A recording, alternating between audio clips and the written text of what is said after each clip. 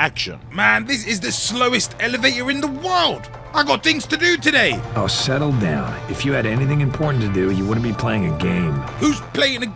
Wait, is that green screen and a camera? Okay, cut. That was totally garbage. Matt Hazard is a very popular video game character. He starred in many critically acclaimed video games going back to the 80s. He was there for the birth of the 3D shooter, he was the first video game celebrity, also made the transition from action hero to kart racer. He was responsible for many tropes within gaming, from side-scrolling 8-bit shooters to side-scrolling 16-bit shooters. He's done it all. In 1987, he dazzled the world with the bloodiest game ever seen, The Adventures of Matt in Hazardland. He rode the stream of bullets straight to the top. Actually, none of that is real, it's all a fabrication. You have been taken for a ride. You have been bamboozled. Despite the title of the game being Eat Lead, The Return of Matt Hazard, this is his debut title. It's a parody game mocking Duke Nukem. Hey, punk, you trying to steal my style? Whatever, dude, you're just a joke to me. Well, you're just a joke. Stealing a joke from a joke that I made as a joke. What? That doesn't even make any sense. It's Nukem time. That's my line. But if they got a DMCA for making a fan game, then they called it Luke Shoot 'em, and they put a camera behind his big bald head. According to the developers, in Matt Hazard's world, video game characters are the equivalent of actors in the real world. It's almost like in the movie Food Fight, how the iconic mascots from food brands are the equivalent of nightmare fuel. Matt is a video game character. He actually, in our world, video game characters are like actors in movies. It's obviously an interesting concept, because in the real world, characters like Super Mario and Zelda are some of the most beloved characters of all time, sometimes as beloved as actors who play famous roles. And there's even people who blur the lines like Trevor from GTA. The fans love that character so much, they sometimes forget to disassociate the real human from the role, and only see that person as that thing. Are you filming in the toilet? This wasn't part of the script. This might be a simulation, but I'm a human still, I think. Maybe. I could be at one point in time, I was. You need a doctor, that is disrespectful. Matt Hazard embraces who he is. The reveal trailer of the game was done in the style of reality TV, interviewing the cast from the game. His legend was matched only by his ego. He was big. In every way. The developers used viral marketing to create a buzz around the title. I was looking over some of the websites they created, with more emphasis on the blog they had, because that's still up. The websites and fan sites they made are no longer around or really hard to find. And I don't really feel very comfortable clicking on a bunch of links that lead to dodgy websites. You don't want to be catching a virus, because it will be like the game in real life. Oof, Matt Hazard caught a virus and is terminated permanently. And this is sponsored by RAID storage devices, the only place that you can back up your data and be safe more than once. I've got 2 hard drives. Look at that. The first post on this blog was created on September 10th, 2008, and it's called Welcome to the Real Matt Hazard. This person known as Ralph Toki created it. He claims to be part of the team that brought us the Matt Hazard games. The blog starts by saying, "Greetings everyone and welcome to my blog. Most of you probably found me because of the recent news about the resurrection of Matt Hazard by D3 Publisher and all the coverage that has come out as a result. For those who don't know me, my name is Ralph Toki and I was part of the team that bought you all those great Matt Hazard games. From beginning to end." He claims that he started out as a marketing intern and worked his way up to Vice President of Marketing and Public Relations at Marathon Software.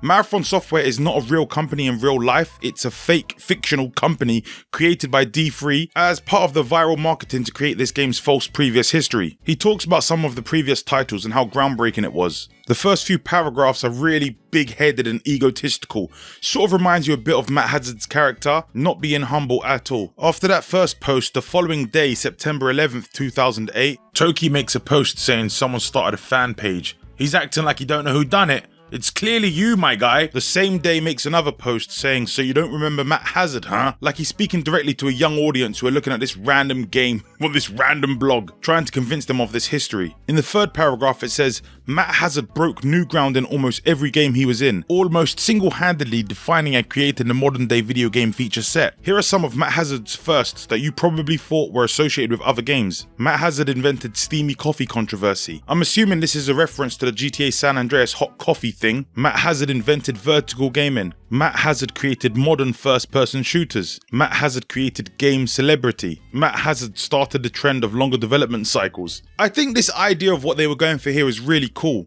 But at this point, it feels really preachy and they're doing a bit too much after the second day of making a post about this game. 5 days later is another post, saying that a website has dug up some screenshots. This, I think, is really cool, where we see some gameplay that looks like it could be from an old school time. It is more widescreen than 4x3, but let's not nitpick. By the way, the game names they have assigned to each of those shots is completely wrong. The replies to the comments on these posts are either fake from the devs or people caught onto the fact that it was an ARG immediately. There appears to be one comment on one of the posts that's like, I've never heard of this guy or these games, but that's it. The rest are people that are fully on board with this apparent history. They would have been better off if they just posted a random comment on a random subreddit, some sort of random blog, more along the lines of, has anyone heard of this game from 1983?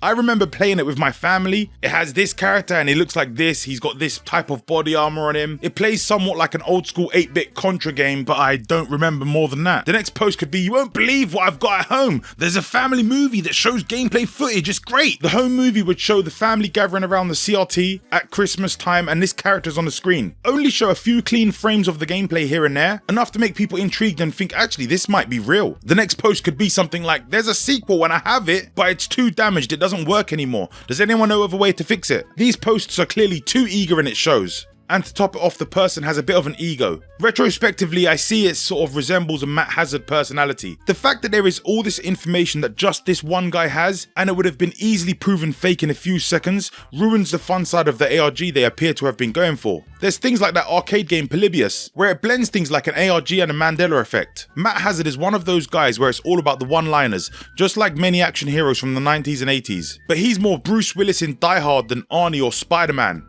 Just sprinkle a bit of superhero movie on top and there's Matt Hazard.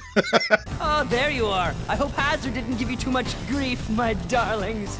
Not half as much as he's gonna give you, schnooky lumps. The marketing of this game was trying to haphazardly shoehorn the fictional history into our reality, like a Mandela effect, but injecting memories instead of us creating them. The game loves to break the fourth wall, which is a big component to the game's humor. Okay. Right. And, okay, I honestly, if we could just, like, summarize it. Sorry. Here, try this.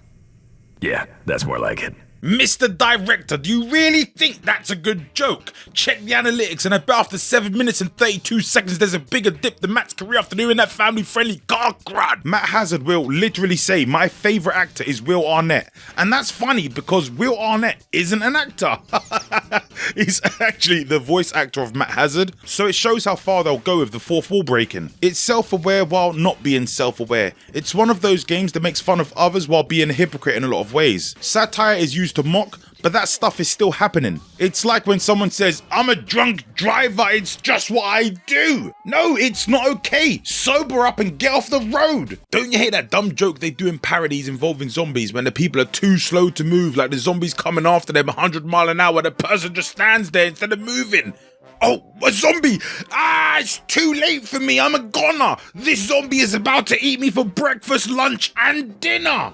Ah, it's too late for me. This isn't to say the game is bad because I like it. I wouldn't say I love it, but it's a game I think fondly of. I picked it up a few years after it was released, thinking I'll take a shot at this. I didn't know anything about it. I wasn't advised to try it, I just played it and was pleasantly surprised. It's a unique game. But just because you're calling out the fact that you hate when games throw tons of enemies at you, it doesn't mean you get to do it. You're just reminding us of an annoying thing that games do, then punishing us. Matt Hazard looks like a generic bald action star with a groggy voice. But I was thinking about something. Imagine if Solid Rev from YouTube was the voice actor. At some angles, Matt Hazard looks a bit like Solid Rev. Will Arnett done a great job, I'm not gonna say he didn't. I feel like if he was being serious more often, it would be a funnier game than it is. That's the times that caught me off guard in this game where he was being sentimental or serious. So when he does try to be genuine, it's funny. His catchphrase is so stupid. He says, it's Hazard time, and he says it a lot. I'll keep an eye on you. I might even be able to hack in a surprise or two from time to time to help you out. Then I guess it's Hazard time. Yeah. It's so bad, it's good. And from the first time he says it, it's overplayed, but he keeps going with it, and you'll continue to love it but hate it at the same time. You know, in his shoes, you do the same thing. If you were a self-aware video game character, you would 100% have a self-aware video game character catchphrase too. Every time you do something, you'll be looking at the camera. There's a door you need to barge down, and you'll be like, it's time to ram this door. I'll be making tons of references to technology, computers, and bits all the time. It would be a bit inappropriate to use my catchphrase in there. Oh, is that camera on? It's not what it looks like. I'm looking at a green screen. Director, tell them that's the truth, please. One time his companion QA even cuts him off halfway through when transporting him, because she's meant to play the straight man in this game. She doesn't have time for his nonsense and stupidness. When she does it, it's very early into the game, so it shows how fed up she gets. Upload me to his mansion. Okay, but be careful. I'll be fine, but the bad guys better watch out, cause it's hazard. Time? What? That is rude. There was another time with his catchphrase where I actually laughed out loud. It happened when he was saving his friend that screwed him over. He put a twist on his hazard time catchphrase. This is one of the few times I found this game hilarious. Hey, Matt! What are you doing? I didn't mean it. Just walk away. It's cool.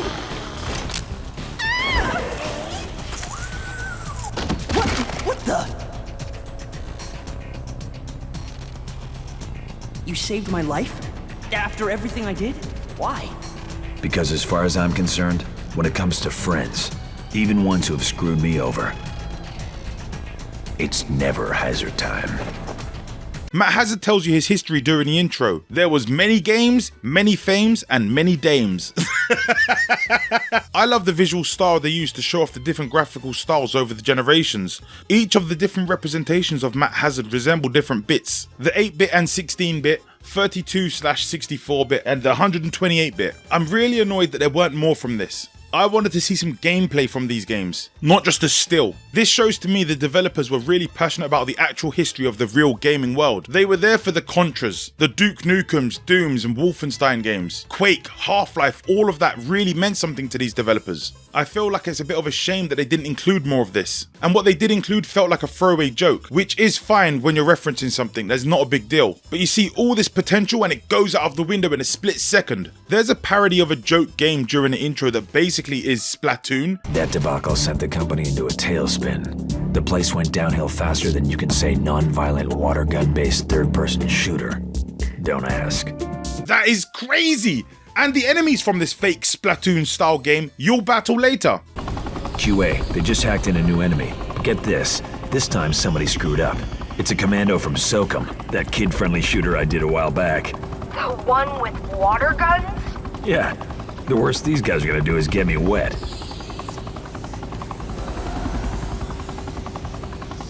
Target spotted. Liquidating target.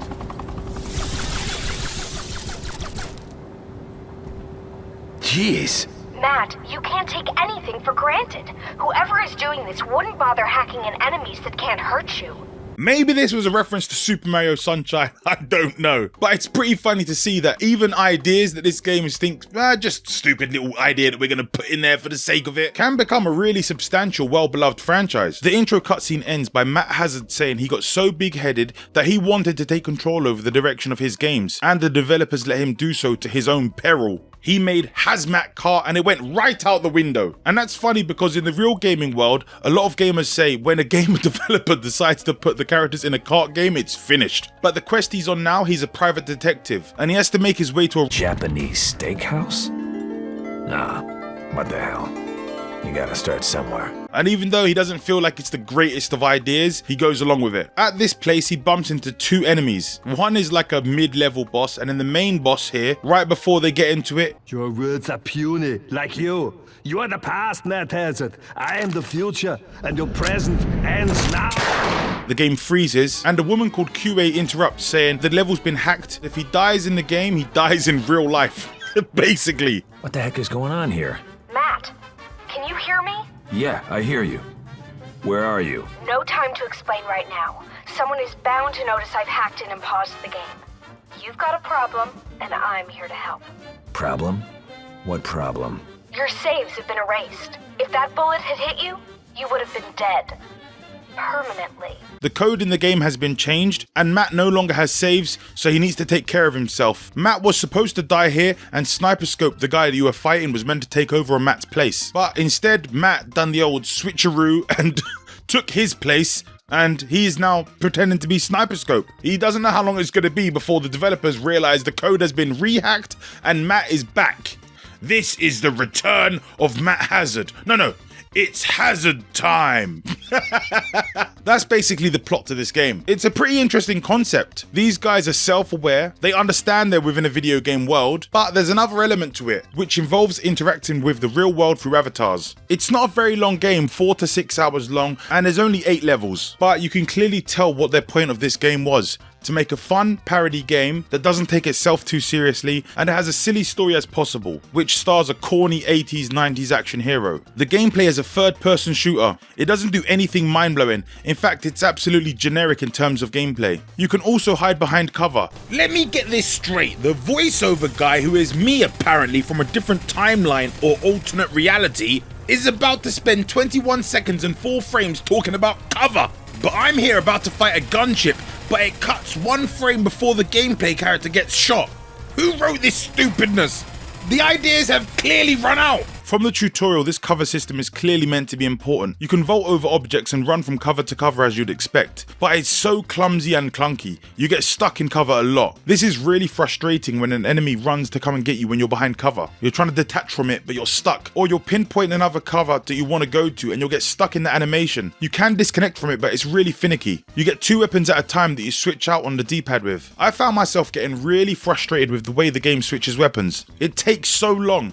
I wish it was just a snap. You press the button and it changes straight over. It does a whole animation that you can't even see. And to top this off with how slow the reload is, everything just feels about 25% slower than it should be. And that includes the running. You do have a sprint button when you press the left bumper, but Matt's control is not great already, so sprinting is best used on a straight path, or when you know there's no enemies around. The melee in the game is pretty basic, but it's funny, I guess. On full health it takes 3 hits, and depending on how many shots the enemy has taken, it will take less than that. If you get into a melee fight with one guy, you'll win. But if it's more than one guy, you'll get stun locked and you'll easily be overpowered. There was times where I didn't even want a melee, I just wanted to run past someone, but they'll catch you in a melee and then the next guy will hit you, and the next thing you know, you're dead. The first boss is a quick time event fight, which you would hope would be a one-time thing, but this was the days of QTE being popular. It quickly loses the entertainment value because it's not even a well done QTE. Matt Hazard fights really stupidly. He looks like a Thunderbird handled by a child, arms swinging all over the place, like he's holding a bunch of cups as he's walking downstairs, but he's stumbled halfway. He's trying to salvage the drop, but he can't, he looks stupid. The first QTE fight you have, the guy is wearing tiger striped trousers and dressed like a Mortal Kombat character. I understand his over the top fighting style, but what would have been cooler is on each level, Matt Hazard has a different fighting style during these things. At the end of the first fight, he does an elbow drop. I think that's a reference to The Rock. I don't remember him doing anything like this again.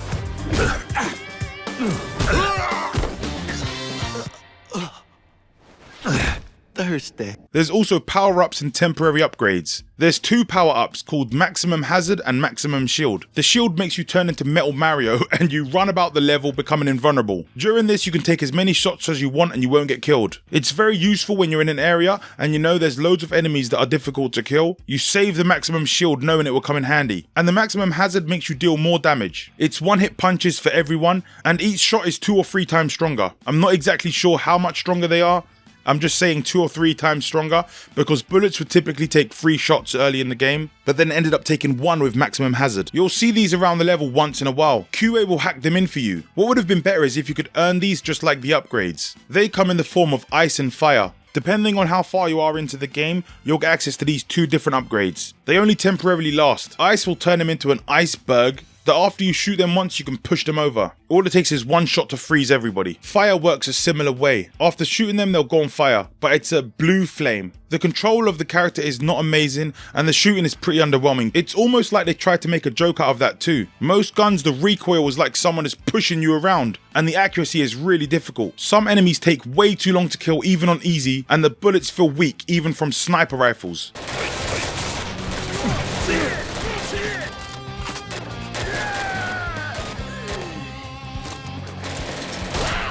You get a variety of different weapons, and some of them make sense to feel weak, like the water gun, but it's not a great shotgun. The submachine gun is extremely overpowered, even better than the AK-47. The energy pistol might have been my favourite weapon overall, but the plasma served as the shotgun I should have got. An auto-aim or aim assist would have been a blessing. Enemies have the fidgets a lot and will constantly switch positions in gunfights. It's like you're playing Call of Duty online with a bunch of kids who've been drinking Mountain Dew.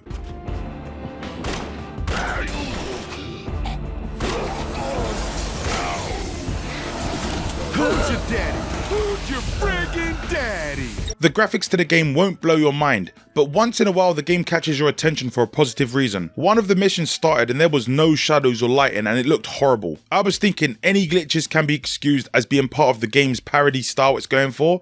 It's probably a deliberate joke. Then I thought the game can be pretty lazy at times, and they'll just use this satirical nature as a defense for cutting corners. I know a lot of times back in the PS3 and Xbox 360 era, there will be times where the PS3 version is superior, or times when the Xbox 360 version is superior. Most times the Wii version was the downgrade, and the other two were usually equal. I'm not sure if this is one of those times where the Xbox 360 version had more issues than the others, but me personally, I don't like to play into that idea. A developer shouldn't make one multi-platform game and one version is unpolished and not finished while the other version is perfect. We shouldn't be accepting defeat on that, saying, oh, it's the PS3 version's the good one, go play that. Well, if we don't have a PS3, there was a painting I saw and it was glitching. And like I've stated many times, when old games glitch or look bad, it doesn't bother me. I will forgive bad graphics. What is wrong with this TV? Did the developers forget to put something interesting on it? Or is it another one of their jokes, as they call them? Honestly, I don't mean to break the fourth wall or anything, but inconsistent effort is annoying to me. Not to say this game had inconsistent effort, this was clearly a love letter to these developers, and they enjoyed working on this game. They were trying to make something really groundbreaking here. I know they were. You look at that developer interview and they cared for their idea. But that's the thing about this game, you'll get confused on what is intentional jokes, something breaking or low effort. What is happening in the kitchen? Why is that guy sitting there in the kitchen? Why is he not moving in the kitchen? Let me nudge this guy in the kitchen. Why is he trying to beat me up in the kitchen? Let me kick the hell out of this guy in the kitchen. Let me hide this body here in the kitchen. One room will be dull, then the next area will be beautiful. After leaving that room where there was no lighting and it looked bland, you go outside and you see how beautiful this game can be. That's what I mean, something catches your attention and you're like, wow. I don't know what to say about that previous room because this looks so magical. And then you look into the sea and try and shoot it and you think, oh, is that Sonic Adventure? Wow, that looks like I'm looking at a green screen. The visuals overall are acceptable. You will see props that look like it could be from any game and say, oh, I've seen that in Binary Domain. I've seen that graffiti before. That's Banksy's tag from the video game Metro. Hey, you down there, stop for a second. I need to verify something. Which one came first, the Metro or the Eat Lead game? Let's double check. You know, Eat Lead has a history of lying about its history, so let's just double check which one. You still waiting there? Don't worry. Hopefully your character doesn't get shot and ruins this frame. It's okay. Let's just, anyway, if we have to repeat it, we will. Don't matter. It's not, we'll just put a glitch in the middle of it and make it look like it glitched, but it didn't. And let's double check. How do you spell Metro? Metro. M-E-C-H-R-O. Is it, what's the year? 2030? 2030 must be that. 2033. Oh, that game was actually released in 2010. Eat Lead's 2009. So Eat Lead did make up that. Okay, let's go back. Let's just keep rolling. Don't worry. Pretend like I didn't do it. Just keep going. It does a lot of interesting things with the theme of being a video game that is self-aware. For example, every time you shoot someone, glitches comes out, not blood. Some level props after you shoot them will dematerialize. The game calls it de-resin. It's things like that I would have liked to see more of. I wish that every single prop would dematerialize. It feels a bit inconsistent for why some do and some don't. I imagine it's because of they intended to have one game but have hacked in the rest, and the stuff that de-reses is not meant to be there. Because this is a wacky game that does whatever it wants, there's times where you'll be fighting cowboys with 6 shooters, then security guards and Russian soldiers in the same room. Weapons will be diverse, but it all makes sense even though you're fighting in a barn that turns into a casino. The lack of sense makes sense. While you're running through these levels, the screen will glitch, and after this, enemies will start spawning in. These will be one of the various enemies through the points in this game in history. There isn't a huge variety of the enemies, so you'll be fighting a lot of the same guys, but the concept for why they're in the game is pretty cool. Because this is a parody game, you'll see a lot of references. One of the characters you save is called Master Chef. This is an obvious reference to the TV show. When you see this character, he's fighting against space marines. They've got these plasma shield things that go in the floor. It's pretty cool, it reminds me of Halo. That's Master Chef from Crown of Light. He's no match for the Space Marines from Hazards of Hostility. Master Chef, how you holding up, buddy? I've been better, Matt. One minute I was in space 100 light years away, the next I'm on a yacht pinned down by Space Marines. What's going on? Level 1, the first bad guy, he's doing an Arnie impression. It's intentionally silly and over the top. Who the hell are you? Your worst nightmare. Except in the daytime when you are not asleep. One of my favorites is obviously Mario. He's a carpenter who's surrounded by mushrooms. This is an obvious reference to Super Mario, the Chris Pratt version. It's me, a Mario.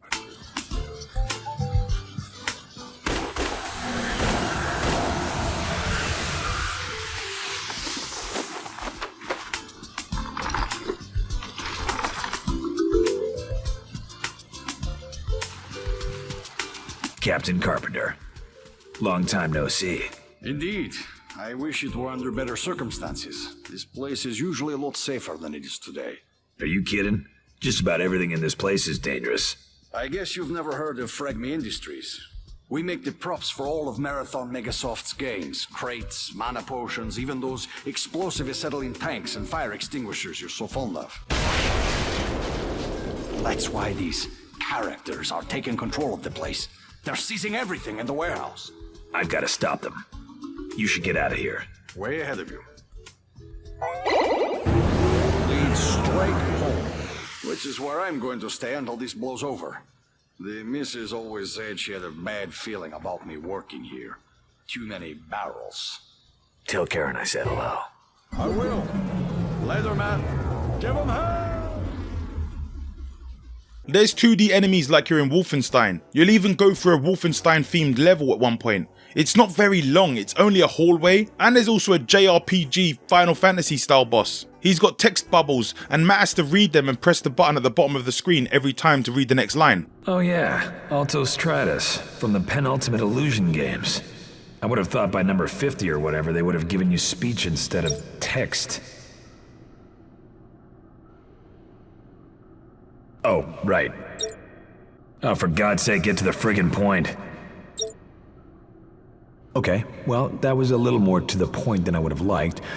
Listen, my anime friend, you know this is wrong, so what say you just don't do it?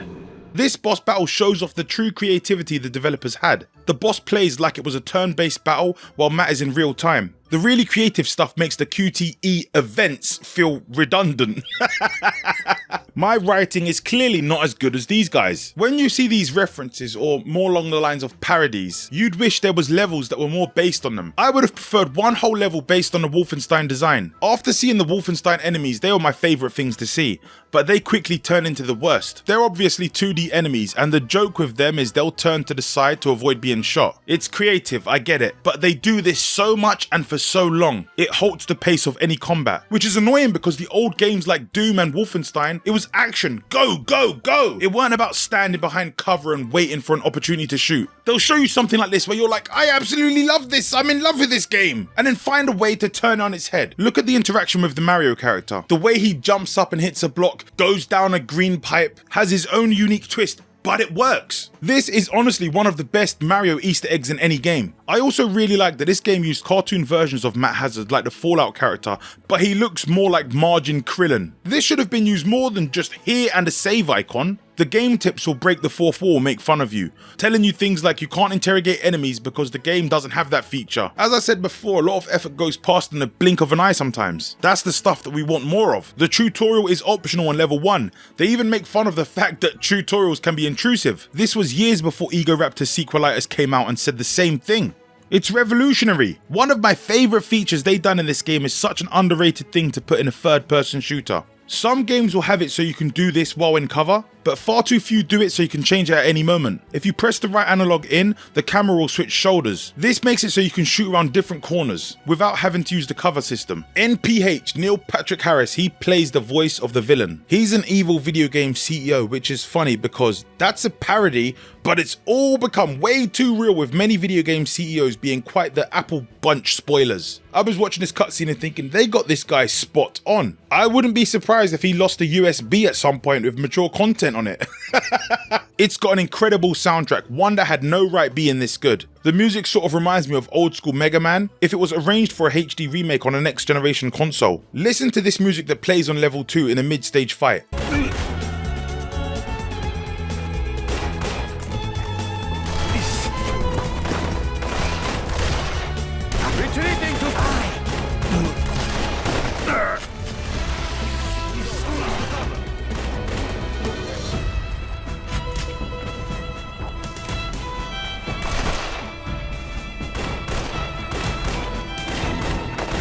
When them violins come in, whoa! The percussion is like, I'm getting skippy with it, but don't worry, I got a hot snare too. The bass line goes in like on Mega Man trying to prove something. It's like the final big ballet of the composers. This just doesn't happen too often for video games, and they dropped it on level 2 of a satirical game in 2009. I understand that it's a game that is meant to be a parody of gaming, but I feel like it tried to do so much it lost its identity.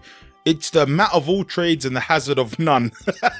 I forgot immediately about the Duke Nukem satire it's going for, and it felt like Saints Row throwing a bunch of references, and being as self-aware about the idea of being humorous, it turned into an anti-comedy. It began to feel like they threw cowboys in so they could attach the subgenre of being a western, and zombies to be a zombie game. It's a game I still like, but in short amounts. A more consistent theme on each level of the stages would have been better. The story early on with the level hacking and different characters from previous Fate games popping up quickly got old after being entertaining initially. If they had a level that was, for example, cowboys and zombies with the two worlds colliding, I'd have loved that. They had the talent and creativity to do it. The game ended up feeling like a bunch of good ideas that missed the mark many times and ultimately left us with an average experience. The good ideas it had ended up feeling gimmicky. He will make references to past games that don't exist, and the levels and enemies are based on them, so you constantly feel like you're on the outside of an inside joke. It's the video game equivalent to Scary Movie 15. If I've got one thing to say about this game, it's hazard time. Oh, I just got it.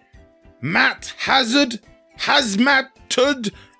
It's genius. And action. Man, this is the slowest elevator in the world. I got things to do today. Oh, settle down. If you had anything important to do, you wouldn't be playing a game. Who's playing a... Wait, is that green screen and a camera? Okay, cut. That was totally garbage. Is that meant to be funny? I don't like it. I love it.